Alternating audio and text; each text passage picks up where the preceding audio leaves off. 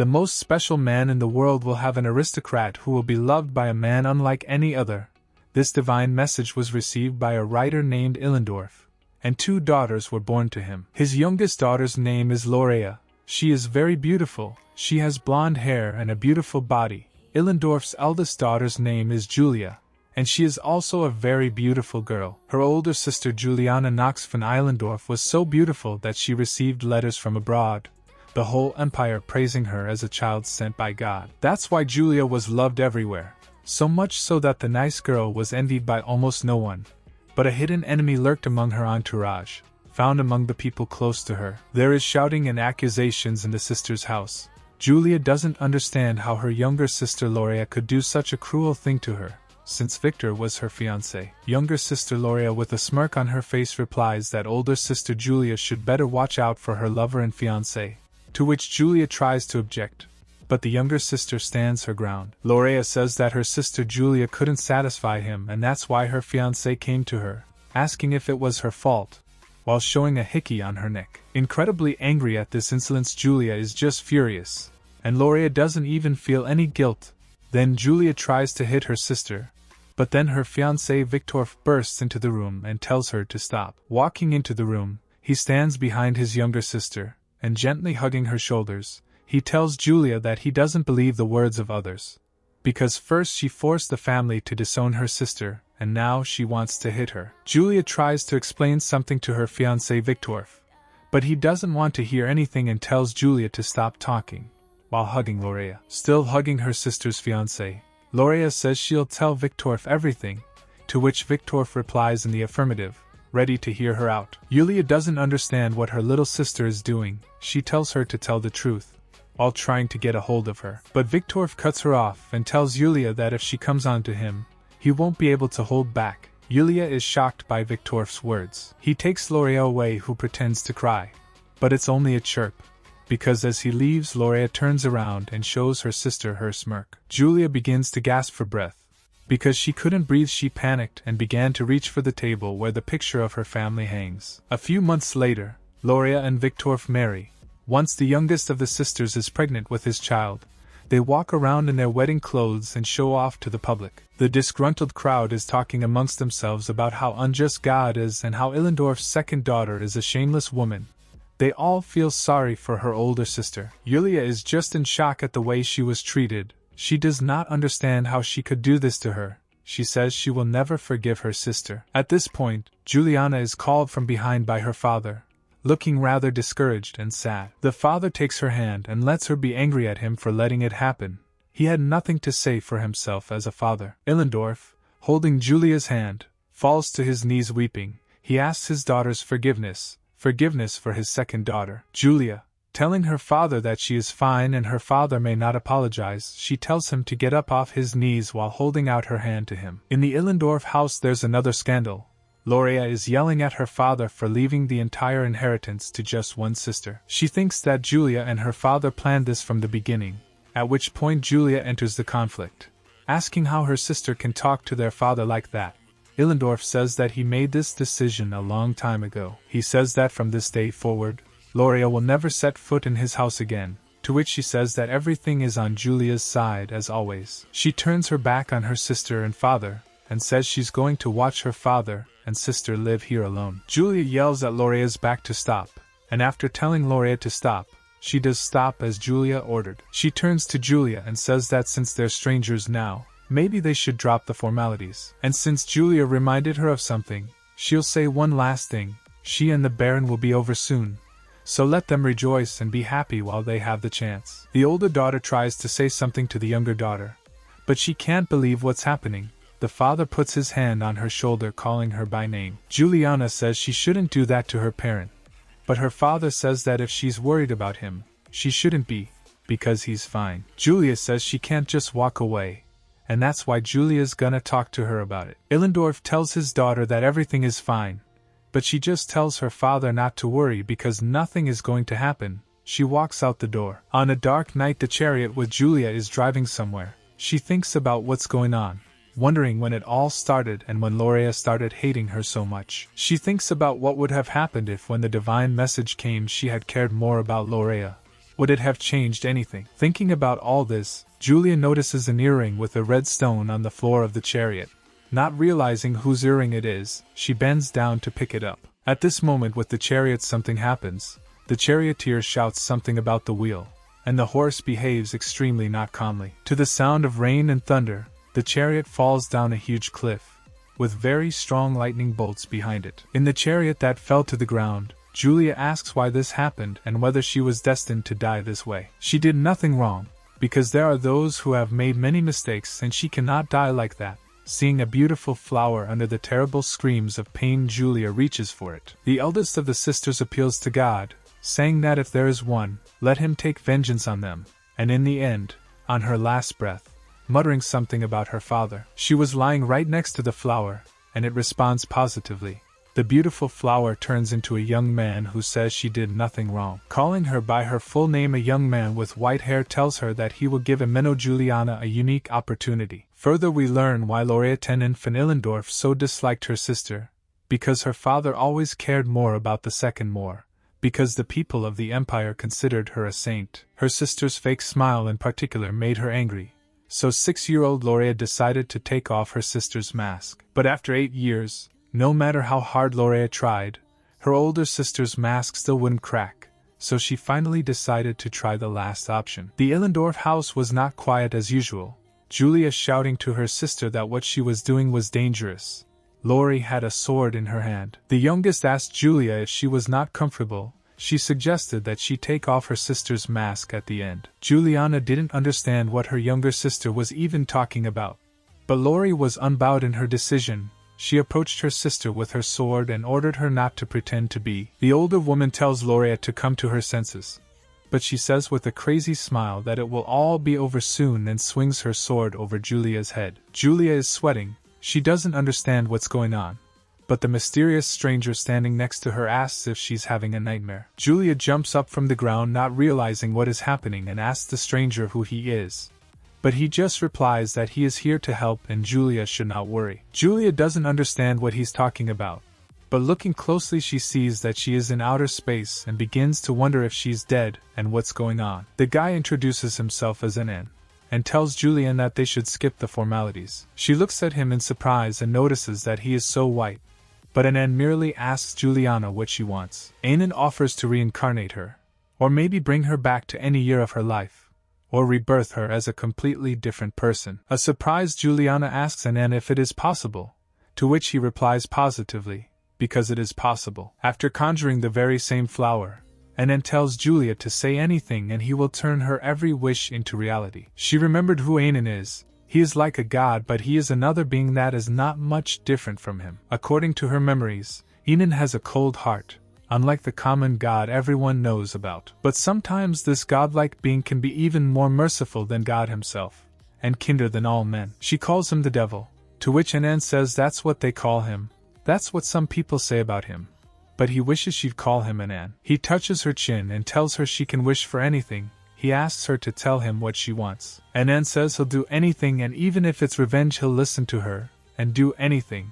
Julia is surprised. She remembers her sister and thinks about revenge. She thinks that despite all her wrongs, Julia tried to forgive her, but she said something that hurt her, and she will not forgive her. She tells Anan in that case to help her. She wants those who brought her suffering, those who brought her sorrow, those because of whom she died, to deserve her revenge. Anan hugs Julia, pulls her close and tells her that whatever she wishes will come true, while kissing her on the forehead. Anan says he will do it, and suddenly Julia is very sleepy, and then he hears Anan saying that he loves her, and asks her how long she will be his only one. Next we see Anan claiming that he said everyone thinks they're right for each other, lying in bed with him, Juliana saying she loves him. Juliana goes somewhere else, and Anan, who was in bed with her before, yells at her not to leave him. Juliana doesn't know what's going on. A frightened Juliana is called out by someone. She sees Anan. He asks her if she is okay and says he has done everything she asked. Juliana still doesn't understand what is happening. Anan tells her to look around. She doesn't understand, but Anan explains that he's turned back time, or to be more precise, he's revived her body. Only now she realizes she's come back to life. Juliana wonders if such a thing is really possible, or not. Looking at Anan, she realizes the truth and thinks that the devil does exist, Anan asks her with a satisfied look if she wants anything more, to which Juliana remains a little shocked and frightened. Anan tells her she can wish for anything, but Juliana thinks maybe she should ask him for the memories of their time in bed together. The eldest of the sisters asks Anan if there is a limit to the number of wishes and if there is a fee for them, to which the jolly devil replies that there is not. Juliana suddenly feels uncomfortable. She wonders what's going on. It's windy now, and when she was dying it was quite hot. She thinks it can't be like this. She turns to the devil, who asks if she remembers the wish she wants to make, and Anan looks very cheerful. But Juliana says that's not the reason for calling him out. Juliana asks Anan how long it's been since she died, to which the devil says it's been about 1.5 years since she died. Juliana realizes that she is dead, and if she comes back after 1.5 years it could be a big problem. She doesn't know what to do. Anan notices that Juliana hasn't even thought about asking for his help. She doesn't know what he's talking about. But Anan goes on to say that he's already said he'll help, so why bother? Looking directly into Juliana's eyes, he reminded her that he told her he would do anything, so why doesn't she ask for help? To which Juliana says isn't it enough that Anan brought her back to life, to which the devil says only one word: no. Looking at Anan, Juliana asks herself why the devil himself is helping her, at which point Anan approaches Juliana and with their foreheads touching he tells her that she worries too much. Juliana bounces off Anan with squeals and asks him what he's doing, but he doesn't even bother telling her that she's so cute now. The devil tells Juliana that he's already dealt with what's bothering her and looks her straight in the eye and asks her if there's anything else he needs to do. Anan continues to communicate with Juliana, who wanted to meet her father, but Anan tells her that this cannot be allowed. Juliana is very disappointed because she loved her father very much. She starts talking about her father, saying that he cared more about his reputation than himself. She realizes that he must have been very sad when he found out about her death. In tears, Juliana asks Anan why she can't see her beloved father. She wants it so badly. The devil didn't give any answer that would satisfy her, so Juliana asks if she can see her father from afar, to which the devil already agrees. Anan specifies that Juliana is only allowed to look at her father. She is not allowed to talk to him. But Juliana is happy with this. She thanks the devil for this opportunity. She looks very happy. Anan hugs Juliana and tells her they have to go now. A blue glow appears around them. It's night outside. They move to Illendorf's house. Juliana is incredibly shocked at how the house looks. It looks very dilapidated and unkept. She doesn't understand why the house is so neglected, and where is her father? You can hear someone coughing. It's Illendorf himself. Juliana finally sees her father. Illendorf stands in front of a painting of him and his daughters, with his hand on Julianne, asking for her forgiveness, regretting that he did not stop his eldest daughter at that cancerous moment. Illendorf coughs again. Juliana's eyes fill with tears and she struggles to keep from crying, saying that he used to be perfectly healthy. With a squeal, Juliana tries to run to her father to see him again, to talk to him again.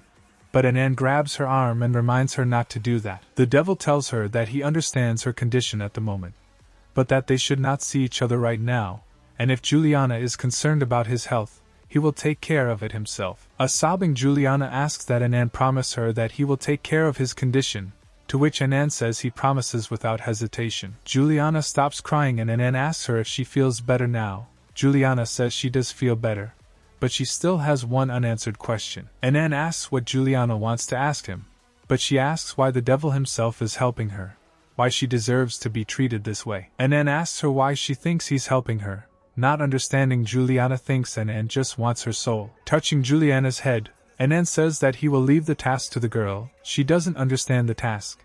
Anan says that the task is for her to guess why he is helping her, and why he wants her to be happy. Anan claims she can understand why he does what he does, but she doesn't understand how a simple girl can reason with the will of the devil himself. Then Anan says they should go back, turns his back to Juliana and starts to walk away.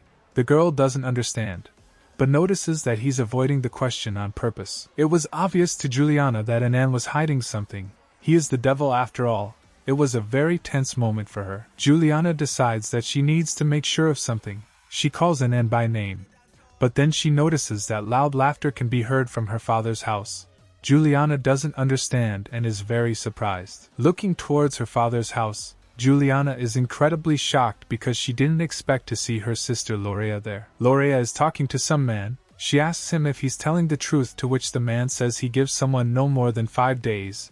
We realize it's about Illendorf. Lorea is very excited about it, saying that this beautiful estate that belongs to her father will finally be hers. She says it's been a long time. Juliana realizes her sister's plan. She's going to leave her father untreated and let him die to get his estate. The words that Illendorf is already weak affect Juliana's mood very much, and then Anne appears from behind and calls out Juliana's name. She tells Anne right off the bat that she has a wish. She wants Anne to make sure that God's message from the past is confirmed. Juliana thinks about what's going on and concludes that she can never forgive her sister Lorea. The action takes place in the Empire a year and a half after Juliana's death. It turns out that after her birth the temple was quiet, but recently a new message from God was announced. The one who was loved by a different person will return to her homeland and not alone, and the place where they will come will be blessed forever and become a paradise forever. The supreme god's open love for Baron Illendorf attracted a lot of public attention, and later people were divided in their opinions. Some people wanted to rebuild relations with the Baron, and some people didn't want to do what the others did. A glass of wine shatters against the wall. Lorea is screaming again in her father's house. She doesn't understand why the Baron doesn't want to see her. She's a daughter too. She's very sad, because she says that a little more and everything would belong only to her. Loretta can't believe Juliana came back alive after everything that happened, and she doesn't understand the message. She thought it was her chance to get revenge on those who ignored her. After Lorea stole her sister Juliana's fiancé, she became countess, but she was not universally recognized, for all people believed that Lorea had unashamedly stolen her sister's place. Lorea heard insults and even accusations that the child was not from the groom. People whispering among themselves insulted Lorea. Even the Empress ignored her. Suddenly Lorea and Victorf received a letter from the Imperial Palace. They were very surprised by it. Lorea thought that Her Majesty must want to congratulate them on their marriage. When Victor opens the letter from the Imperial Palace, he sees that it is an invitation, but it doesn't say anything about Lorea, so he says he has to go alone. Lorea is very angry. She doesn't understand how this is even possible, and how God can be so unfair. She wondered why Juliana had been chosen by the god, but then Lorea, who had cooled down a bit from anger, started laughing very loudly and turned to the maids with a smirk. She says with a smirk to the maids that Juliana is still her sister, even though she took her sister's fiancé and abused her. Juliana chased her sister until her death. The maid asked if everything would be all right. She was a little worried after God's message, to which the maid received a short answer. It's hard to call her kind, but she's gentle. Juliana asks if it's true that Mr. Bisher has announced God's message again, even though she asked for it. Bisher says it's all right, because Bisher owes him. A maid comes in. She thought they'd already left, but it's a good thing she stopped by to bring them breakfast. Juliana says hello to the woman. The woman asks how they are sitting there so quietly, and there was not a speck of dust, and asks Juliana and Anne if she said she would leave today, because the festival is in full swing and she will go to see it, and then come back. The woman wishes them a pleasant appetite. Juliana tells Anne that she realizes that people won't recognize her thanks to Anne, but she's still scared that someone might recognize her, to which Anne just calmly tells her not to worry. Until this day, Juliana had been a little worried about the immorality of such a godsend, but since Anne had said it wasn't a problem for Bisher, she would be a little more at ease. Juliana notices that there is a lot of noise outside because of the festival, so she tells Anne to just look at what is going on, because there is a festival in the village. Juliana looks out the window and tells Anne that it's the first time she's seen such a thing. She thought there might be a lot of delicious things out there. Anne hugs Juliana and she says that she thinks that what the kid on the street is carrying will be sold in one of the stalls. Anne looks at what's happening on the street and says that people haven't changed much. Juliana is surprised that Anne has been in the human world before, and naturally she asks him about it. But he says he has been in the human world before, with Bisher, who asked Anne to help with the epidemic. Juliana says she thinks she knows when it was. She says it seems like it was over 10 years ago, and there was a plague.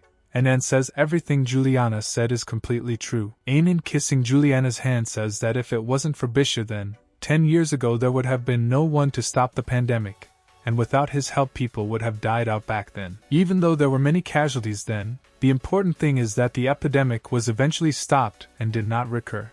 and Juliana thinks that it seems that Anan put a lot of emphasis on casualties. Juliana offers Anan to go with her and see how the festival is going. She wants to taste the food from a stall. Juliana asks if they can go together. Juliana and Anan have a man asking where they've been, mentioning that he's been looking for the Holy Father all this time. Anan asks if he has to ask people for permission to do this, and Anan looks a little annoyed.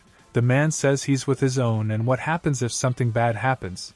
At least let them take the knights with them. Anan asks what could possibly happen. Aren't they the same people? Or maybe it's that he's considered so incapable. The man mumbles about something and can't give a concrete answer. Anan tells Juliana they have to go now. Juliana says that even though the plan is to be Anan's bride, she's not used to being one. Seeing Juliana's annoyed look, Anan asks Juliana what's going on. What's wrong? Maybe she's got something wrong. Juliana tries to say she's fine, and then Anan gets very close to her. She says she's fine, but she's surprised he's so close to her. Anan puts his hand over Juliana's face and asks if she doesn't like the temple. He tells her that if she wants, Anan can create a luxurious island, or a beautiful new castle, to which Julia says it's not about the place at all. Anan realizes that something is wrong and she doesn't like it, so he insists that Juliana tell him what she doesn't like. After some thought, she decides to ask Anan what's bothering her. She asks him why she can't see her father. She remembers that only her father has always been on her side and she would like to meet him as soon as possible and reassure him. Anan asks if this is the motive that has her so agitated. Juliana sadly says that it is. Anan puts his arm around her and tells her he needs someone to tell her better than him, and he starts dancing with her. Immediately they appeared in an embrace in the temple, where the woman was frightened and fell to the floor. She rises and asks Anan and Juliana where they were. Anan tells the woman that they were just looking around on the streets, and it's very noisy. He says that the woman has some explaining to do. Apparently he wants her to explain to Juliana why she can't see her father. Juliana immediately tells the old lady that she wants to see her father. The woman has a little trouble finding the words, but she tells Juliana that it's a bit of a problem because Juliana is already dead, and her soul has left her body and gone to Mr. Bisher. Apparently Juliana needs some kind of ritual to come back to life, and it requires holy water purified by God's power and the Bisher's will. Anan notes that she needs to meet Bisher in person to do this. Juliana is a little scared,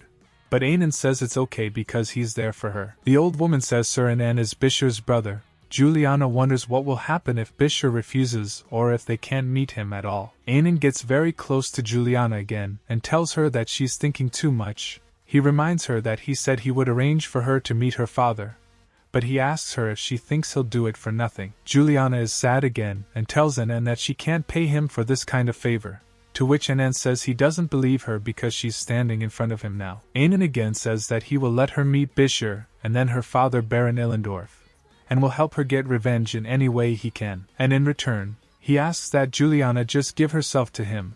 Anan tells Juliana that she'll belong to him. If Juliana is willing to agree to his terms, she just has to hold Anan's hand, and Juliana gives him her hand, right after which Anan presses it against her. As usual, Anan tells Juliana not to worry because Anan is there. Then a light comes on and Juliana doesn't know what's going on. Anan and Juliana are transported to a place. Juliana is surprised that it happened so quickly and painlessly. Anan says it's not easy to get here unless the person trying to do it is a god. He tells her that if she were alone she would be torn up. She realizes that without him she would be torn up, and she was filled with emotion. She became very scared and clung to Anan herself. Suddenly another handsome young man comes up to them half naked. Juliana is a little scared and he asks her if she is really that scared. We realize that this man is the same Bisher. Juliana is very surprised that it's Bisher. He says that he is her supreme god, because her supreme god looks much more frivolous than she thought. Juliana wonders about the relationship between brothers Anan and Bisher, whether it's a bad relationship. Bisher asks his brother what the problem is because he has done everything Anan has asked him to do. Holding Juliana close to him, he says she wants to see her father, but her soul has not been cleansed yet. The arrogant and self-righteous Bisher realizes what he's talking about, and asks if Anan wants to say they need his blessing. Anan tells his brother that he doesn't think Juliana considers Bisher her supreme god, but Juliana denies what Anan said.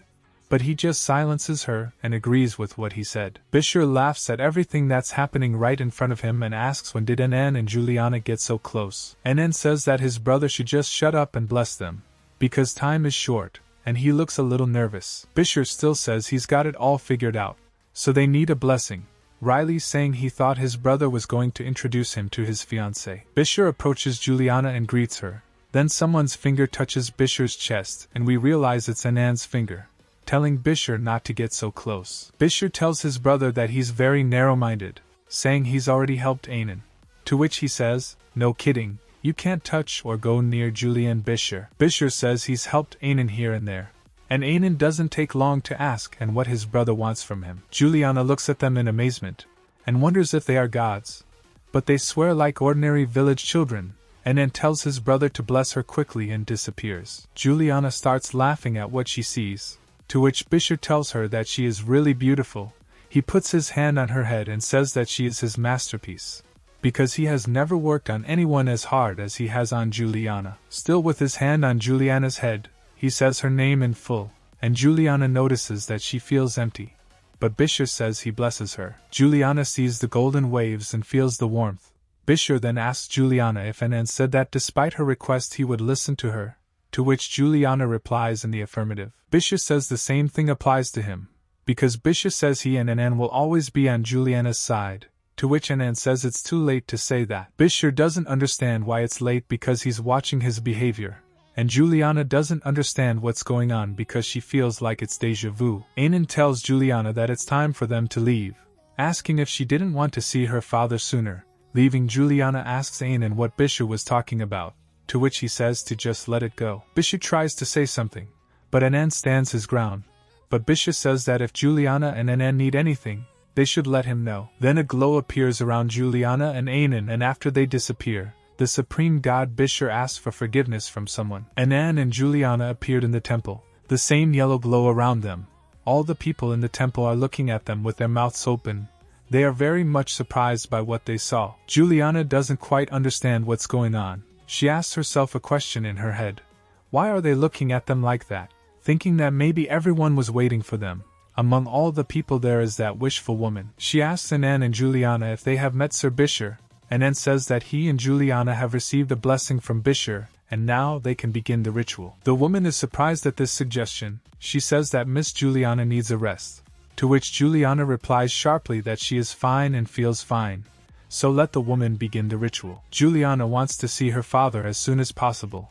The older woman replies to the girl that she is very happy that the girl is okay. Anan sat on the chair. Juliana was on his lap. She thinks that Anan still hasn't let her go. She was very surprised that Anan suddenly grabbed her waist. She doesn't know what he's going to do. Anan lifted her up a little and let her go. Julia thanked him for that. But she didn't understand why the devil let her go, because before he had held her quite tightly by the waist. Juliana asks Anan a question. She asks what if asking her to help her with revenge could hurt someone else, other people, or even Anan and his brother Bisher. Anan looks at Juliana and asks if she's worried about the priests and Bisher or just him, to which the girl says she's worried about everyone. The devil looks at Juliana and tells her to worry only about him, to which Juliana thinks that if anyone hears his words, they will think that Anan is in love with her. Suddenly, the woman calls out to them and says that the preparations for the ritual are complete. Immediately after which the old woman calls her to come to her room to begin the ritual. The woman extends her hand to Juliana, who has already approached her, and tells her to extend her hand in return. Juliana is a little confused, but she also extends her hand to the woman. Suddenly the same yellow glow that was there when they left Bisher appears around their hands, and Juliana feels Bisher's warm energy. Bisher's energy takes different forms. Juliana sees it and gets a little scared, but the old woman is undeterred and tells her to just relax. Juliana rises into the air and a yellow glow envelopes her entire body. The old woman hits the floor with her cane and Juliana descends back down again. The people there bowed their heads and Juliana asked if the ritual was over, to which the old woman said that it wasn't scary. She said it was a simple ceremony that secures the blessing. She joyfully calls out to the devil and tells him that the ritual is finally over, but notices that from the look on his face he seems to be angry. He looks pretty pissed off. Juliana asks him about it, if he didn't like it, to which he gets a little negative answer. But Juliana realizes that he's so tight-lipped that he's probably unhappy about something. Anan tells Juliana that it seems the priests have already brought her father here. He still looked extremely displeased. Juliana is very happy and surprised that her father is here. she will finally be able to see him because she missed him so much. She immediately turns her back to a shocked Anan and says she should go. Her father is waiting for her. She runs for the exit while Anan stares at her back. The old woman calls out to Anan, but he immediately and rudely tells her that she is not welcome. The woman does not understand what Anan is saying, but he explains that he only meant to say that her presence is not welcome. In his opinion, Bishar's servant simply stood by and watched Juliana being insulted, and as she was dying, after those words, black energy wraps around that woman's throat and begins to choke her out. This energy lifts the Bishar's servant off the floor, and then Anan asks if she really thinks he only wants to kill that duke, saying that if he wanted to, he would kill them all. According to Anan, he wants to build a fortress out of their bones and give it to Juliana to dance on. After these words he lets the panting woman go, and she falls to the floor with her eyes bulging. But she's the one Anan will spare because she's useful. So while she lives, if Bishar leaves a message, let her follow it. The woman asks if it's really for Juliana, to which the smug Anan just turns around and walks away, saying she underestimates him too much. Immediately a yellow energy appears around Anan and moves him right behind Juliana. He appeared immediately hugging her. He gently tells Juliana that it is him. Juliana tells him that he scared her a lot. Then she sees her father. Anan says he looks terrible. The man has really changed, not for the better. Juliana introduces Anan to her father, saying that he is Sir Bishar's brother, Anan. But Anan himself is not very happy with this introduction, just Bishar's brother. Juliana, Anan and Illendorf are in one of the buildings of the temple where Juliana performed the ritual, a building not easily accessible even to the emperor himself. First of all, Illendorf asks Juliana if it is true that the man sitting next to her is a god. Juliana listens to the question and decides to answer her father. She says it's up to her father to believe or not, but the Anan who's with her now is a god. Illendorf begins to think about what he has heard. He compares all the facts. Because Anan is the brother of Bishar, the supreme god, Illendorf found this hard to believe. Even though it was disrespectful, he could not believe it. However, his dead daughter returned alive. He recalls seeing Juliana in the temple for the first time since her revival. Juliana tells the weeping Illendorf that she is alive because of Anan's help, and the girl's father immediately kneels before Anan and begins to thank him unceasingly. Arrogantly, Anan tells kneeling Illendorf that he doesn't need his gratitude. Illendorf replies that he understands, and how can someone like him ever reason with the will of a god? Because he just met his daughter, he thought he'd lost her. All the while Illendorf couldn't stop his tears. He was sobbing saying all this. Seeing this, Juliana fell down beside her father and hugged him. Seeing all this, Anan told the two that they needed to be alone together. Alone. Juliana apologizes to Anan for not being able to stop crying. But Anan even here does not miss a moment to compliment Juliana. He says that she should not apologize, because she is beautiful even when she cries. Juliana is very pleased to hear Anan say that. But then a slightly embarrassed Juliana asks Anan if he's faking it. Juliana's question makes Anan think, but she says there's no one else around right now, so there's no need for it. Anan looks at Juliana and tells her that he doesn't understand why Juliana thinks that, and she asks him if he's not just doing her a favor, to which the devil says that he didn't say he would pretend at her request, with Anan looking very calm and cheerful. Juliana again says she doesn't understand anything, but Anan says she doesn't have to, she needs to practice. And then he gets up and moves closer to Juliana. She again doesn't understand what Anan is doing, but he comes very close to her, raises her head with his hand and tells her that when he does that she freezes, and other people will figure her out right away. Juliana says that anyone would freeze like that, because when a god is in front of you, of course anyone would freeze, but Anan says that to follow the plan, he must help Juliana with the practice. Juliana crosses her fingers and starts to crack. Anan is completely shocked and doesn't understand what is going on and what Juliana is doing. He asks her if Juliana is seducing him in this way. She puts her hands over her face and wonders what to do since something is wrong with her face. But Anan tells Juliana not to cover her face. He wants her to remove her hands. She puts her hands on Anan's face and wonders what to do. She is shy because Anan is so close to her. Juliana bites her lip. He tells Juliana not to bite her lips so that she doesn't hurt her lips. Juliana is surprised.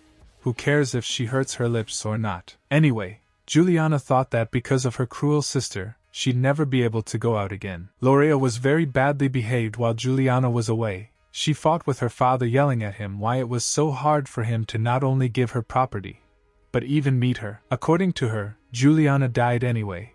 And now there's only one heir to all her father's wealth, and she's the only one who can inherit it all. And no matter how much her father pushed her away, no matter how much he shunned her, everything he had would sooner or later belong to her. Illendorf just kept quiet the whole time. Juliana doesn't understand how her sister could say that. She's a little confused. She doesn't know if it's really the girl Loria she knew. She realized that her father had put up with so much from her sister because of her stupidity.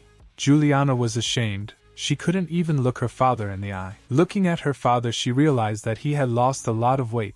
Juliana realizes how hard it has been for her father the whole time she has been away. Juliana realizes that she has to come to her senses and do something about it, because she doesn't like what's going on very much. Anne asks what Juliana is distracted by sitting in front of him, to which she says she's just thinking about her sister.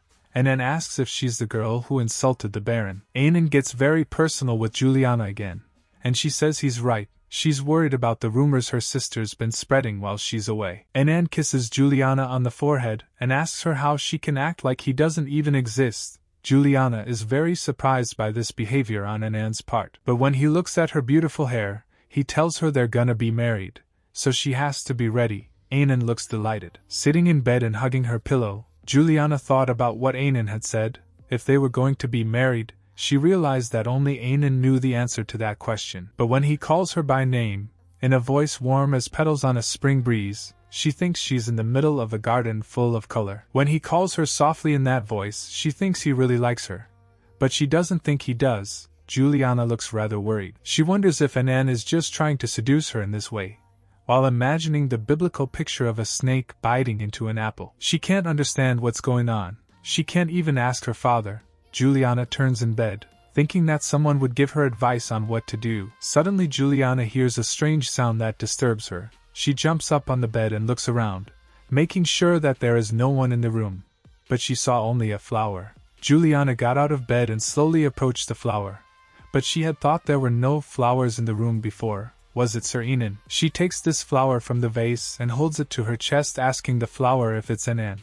With sadness in her eyes, she says of course it's not Anan. She looks very sad. Just then Anan appears behind her and hugs her tightly, asking Juliana if she called for him. Juliana is startled as usual by his sudden appearance behind her. He asks his beloved if she didn't like it, to which Juliana, who is confused, doesn't know what he's talking about and asks if he left the flower in her room. Anan says he got a little excited when Juliana cried. He gently touches her face. She looks a little sad, and her eyes are heavy. Juliana realizes that Anan is worried about her, and immediately becomes a little more cheerful. She thanks Anan, and looks at the flower. She looks at Anan with an incredibly tender gaze.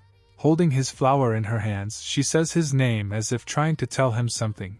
Anan looks very embarrassed. He is blushing and his eyes, like Juliana's, are filled with emotion. He tells Juliana to rest and energy comes back into his body. Anan disappears. Juliana is alone in her room again. She realizes that this flower is one of a kind. She sniffs it to smell it. Juliana realizes that Anan created this flower especially for her. She is very pleased. She calls for Anan again and realizes that if he doesn't come she can't even meet him of her own accord. She thanks Anan for the flower, but his actions confuse the lovely Juliana. Then Anan reappears behind her and hugs her very tightly. Juliana is surprised by his appearance as usual. She can't figure out whose heart is pounding like that, hers or Anan's, who is hugging her tightly from behind. Suddenly she hears a voice that tells her not to think too badly of him. She realizes that it is the voice of the supreme god Bishar. He says that Anan's words are harsh. He may seem harsh and cold. But then she realizes that Anan is a good guy. Juliana realizes that Bishar is not talking to her now. She can't hear his voice. Just feels like memories are coming back into her head. All the while she's got Anan behind her, calling her by her name, Alian. He says he'd like to address Juliana by a special nickname that will be just for him. Juliana thinks that Anan can't be calling her Lin. She hears some ringing sound that is unpleasant to her, to say the least. Anan puts his hand on Juliana's shoulder. She turns and looks straight into Anan's eyes. He says it's okay and he knows how to wait, and his body glows with a kind of bluish light. Juliana doesn't know what he's waiting for. Juliana goes for a walk. It turns out that 15 days have passed since her return. She seems pretty happy.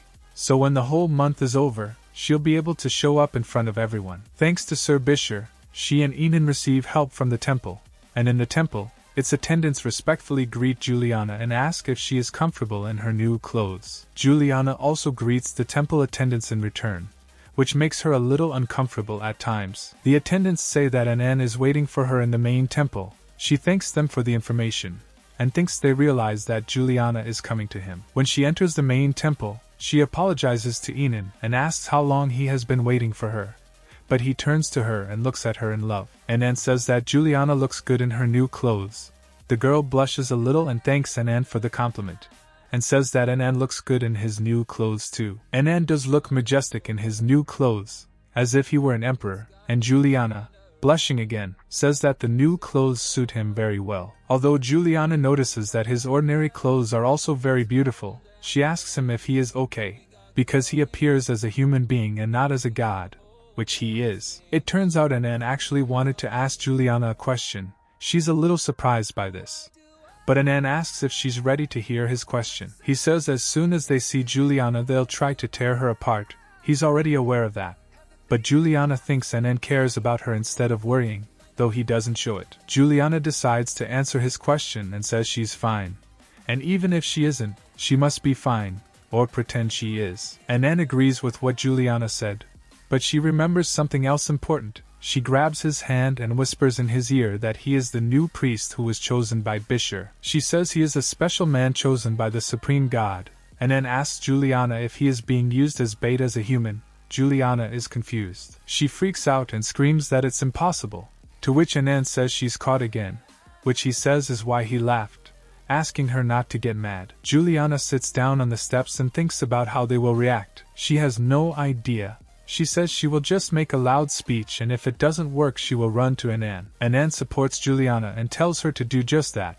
He tells her she can come running to him at any time. Anan says that no matter what happens, he will always be on Juliana's side, just as Juliana was on his, while gently touching her face. A month later, on the day of the service, before entering the temple, Anan asks Juliana if she's worried, and Juliana says that of course she's a little scared, smiling. Anan and Juliana hold hands. Juliana worries about whether they will believe in her return. Juliana tells Anan not to let go of her hand. It is clear that Juliana is a little nervous before such an important event. Anan says that Juliana should not be afraid because he will not let go of her hand. Juliana says that for some reason she feels that Anan has relaxed a bit since she heard the voice of the supreme god Bisher. Anan is a little surprised by this statement. Asking about Bisher's voice, Juliana says she noticed that he's relaxed only now. Juliana tells Anan when this happened, asking if he remembers the day he gave Juliana the flower. That's when Bisher said that his words were a bit harsh, and that in time she would realize that Anan was good. Anan reacted rather coldly to this statement, saying that it was time to go too. Juliana realizes that Anan doesn't seem to like this story about Bisher. Suddenly one of the temple attendants appears in front of him, and tells Sir Anan that while he is pretending to be human, the Holy Father should address him informally. He asks that Anan treat it with understanding. Anan says not to worry because he will follow Juliana's plan, and taking her hand again, he tells Lin it's time to go, to which she agrees. Bisher's name is going to announce something important. Anan tells Julian she's worried too much, but she says they're going out soon, so she gets nervous. Anan tells her not to worry because he's there for her, and thanks to Bisher, the people of the temple will help her in any way they can.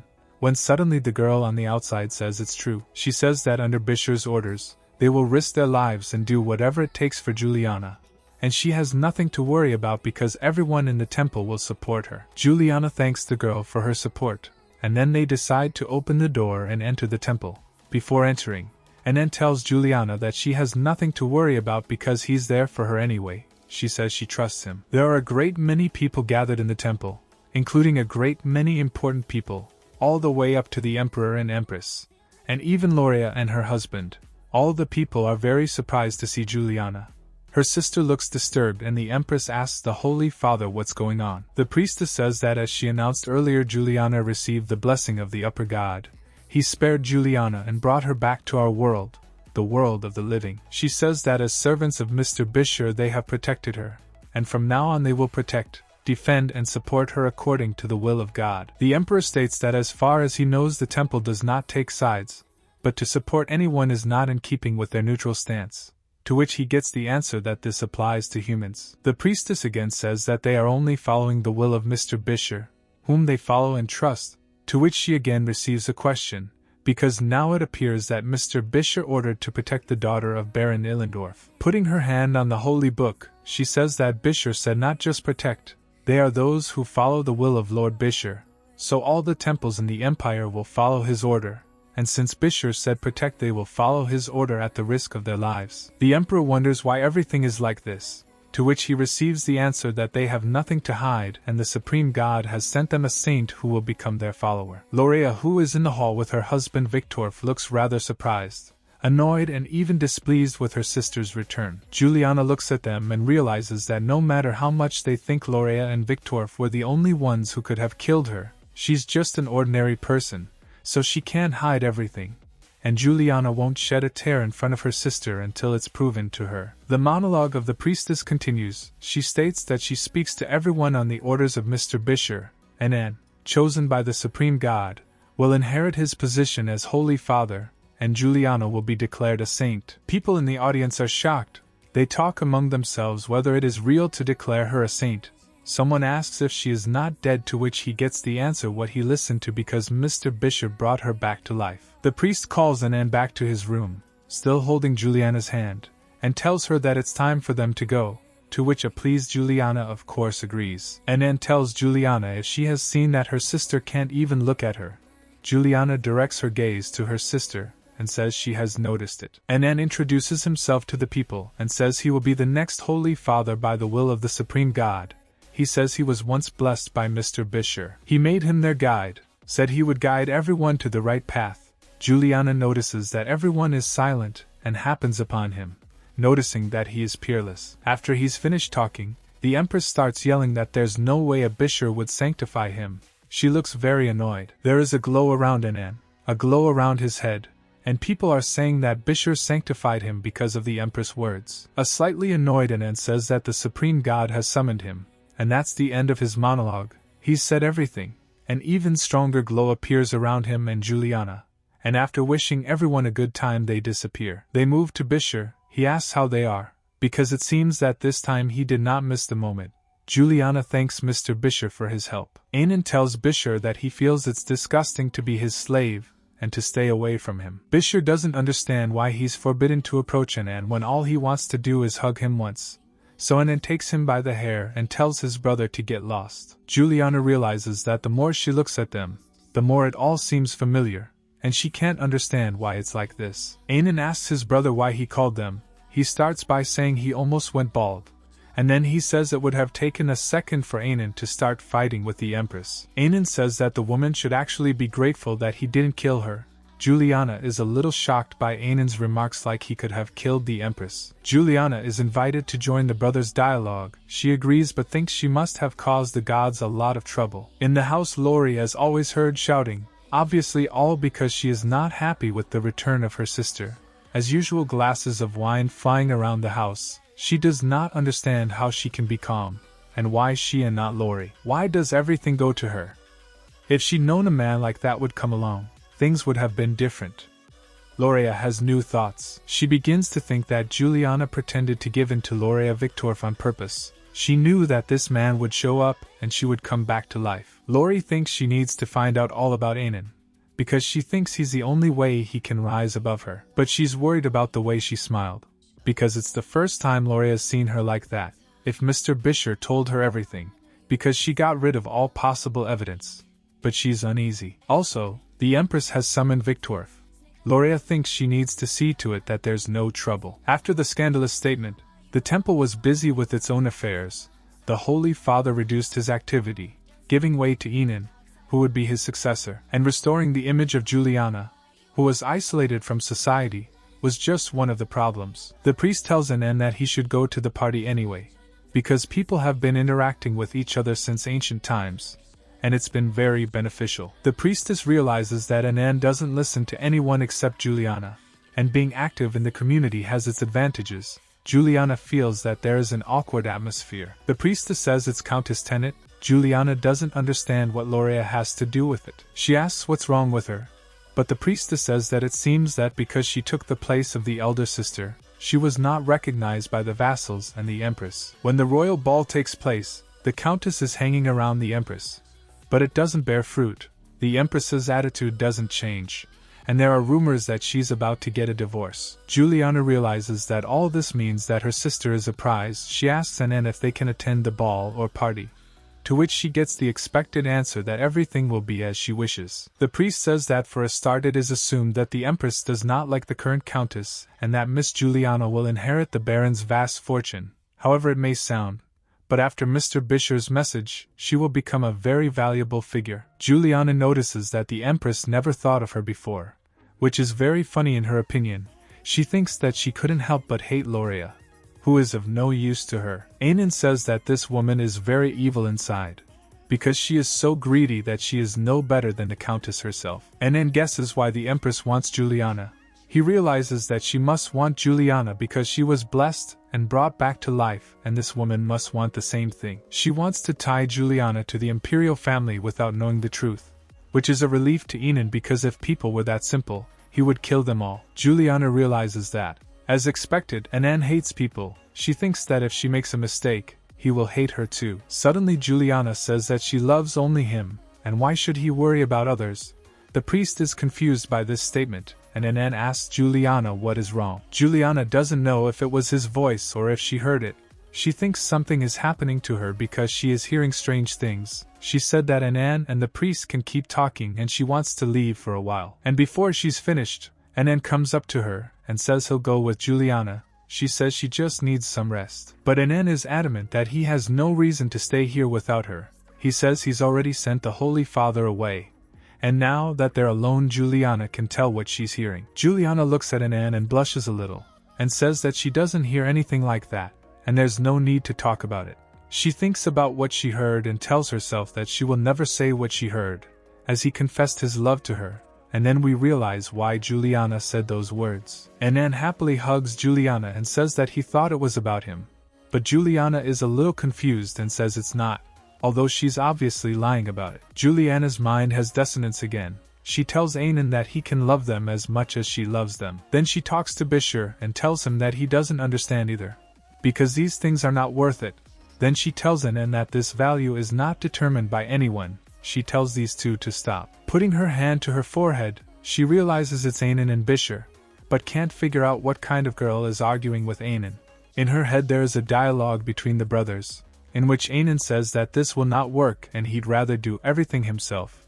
Bisher answers him that he can't do anything for him now, after which Anan tells Bisher to leave. In reality, Anan tries to reach out to Juliana and asks if she's okay, to which Juliana says she's fine and throws Anan's hand away. Anan asks Juliana sadly if this is true, to which she says that one day he will understand her too. She turns her back on him and leaves, leaving Juliana looking at Anan and asking him to understand her. Anan picks flowers he hopes she'll like, and wonders if the ribbon that forms the bouquet is too simple. Juliana sees Anan asking her if she's awake. Suddenly she opens her eyes and sees Anan screaming and asking if she's okay, because she suddenly fell and it scared him a lot. Anan holds her hand and Juliana realizes she has fainted. Anan kisses her hands and Juliana asks him if he is okay and how long she has been unconscious. A disappointed Anan says that Juliana has been unconscious for almost 2 hours, to which she says with a smile that thank God, because it's not as long as she thought, and asks him if anything has happened in the meantime. Kneeling beside her bed, Anan tells her that something might have happened. Juliana is a little surprised at this answer, which is also evident in her face. Anan sat down on the bed next to Juliana, and she addressed him, calling him Sir Anan, and thought about the fact that he hadn't left her side at all since that day, and then telling her to just call him by his first name. She ponders whether she should not call him by his name only during the common prayer, and already calling his name, he answers her, and asks what is wrong. Juliana asks him if he will go to the party with her. She reflects on the fact that the priest spent hours trying to convince him, and then tells Juliana that they will of course go to the party, and asks her where she wants to go. The priests who were nearby were very surprised that he had agreed so easily. It turned out that the Marquise of Arliot was holding a charity party, and the invitation to the party had been sent to Juliana personally by her father. Juliana says that apparently the bribes do not reach the temple, having taken this very letter in her hands, and then asks Juliana why she should go there. After all, they are not so nice people.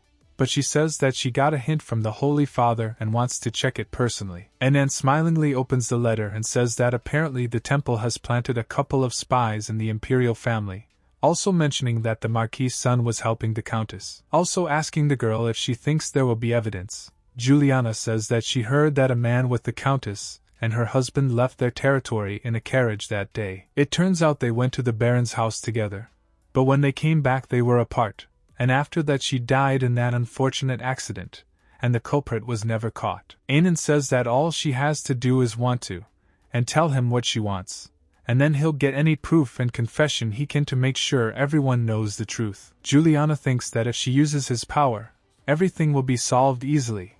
But first she decides to ask him a few questions. She asks him if her death was an accident, or if it was planned. Anan looks at her a little knowingly, and says there was a malfunction in the carriage she was riding in. He says something was done to the wheel, remarking that it's too dirty a trick. Juliana says she suspected it, but she's still very upset, and if it's true, she wants to handle it herself. The girl says that if things don't go as she plans, she'll ask for his help. Anan puts his hand on her head and says he'll be waiting. Juliana begins to wonder who could have set up her murder. Of course the first to come to mind is her sister, but she also considers the possibility that it was a conspiracy by Victorf. She realizes that no matter what, besides her sister and the Count, no one else had a reason to kill her, at which point Anan grabs her arm. He asks where the girl thinks she should go first. Juliana doesn't understand when he got in front of her, because she didn't even pay attention to it. She decides that she wants to accept the Marquise's invitation first, and as usual, Anan says he will help her as soon as she asks, but still he advises her to be careful, to which the girl responds positively. Juliana had expected this, but they cared for her more than she expected, and she was grateful for it, but it was too much. She decided to change her outfit before the charity party, but suddenly remembered that after the resurrection, she has no need to wear any dresses. Juliana remembers that she was told that she has more freedom of action because she is not a priest. But then someone calls out to her. Some guy says that they were waiting for her, and asks if Mr. Bisher has anything else to say. Juliana tells the guy that Bisher didn't pass on anything else of the sort, remarking that she's just going to a charity party. A guy hearing about the charity party looks very happy. He asks the girl if she has already picked out an outfit for the party. Juliana says she hasn't picked out an outfit yet, but notices that he looks like a big puppy. The guy says it's good that she hasn't picked out an outfit yet, because he's just about to go there, and asks Juliana if they can go together. The girl says she has to talk to Anan first, to which the guy says she should go to him, and Juliana agrees. The young man says no wonder Mr. Bisher and Anan chose her, for she is so beautiful. Juliana reflects that she has not received compliments for a long time, and thanks him. The young man says he will prepare the knights before the party. Juliana looks very surprised when she hears about the knights. The guy says they're doing outside stuff. He mentions that Anan is in no danger, but since he's pretending to be human, the two of them need a full escort, so they'll pick up the best holy knights possible. Juliana is very much surprised by this, asking if the holy knights are not the main armed force of the central temple. And then we understand why holy knights are the main force of the temple. It turns out a high-ranking holy knight has the strength of the Imperial Guard, and the most powerful divine power in the temple. The young lad says it's a must for those who are not only cared for by Surinan, but also by the high god Bisher. The girl realizes she doesn't have many options right now, and says she has to thank the Holy Father and the priests later. The young lad says they will be very pleased, for she is the treasure of their temple, a treasure they will recreate. A young guy opens the door and tries to say something to the girl, but an exasperated Anan appears and asks who he is. The kid says it's an honor to introduce himself to the brother of the supreme god Bisher. Turns out his name is Roger, and he's a holy knight in Juliana's chain of command. Juliana is very much surprised that this young man introduced himself as a holy knight.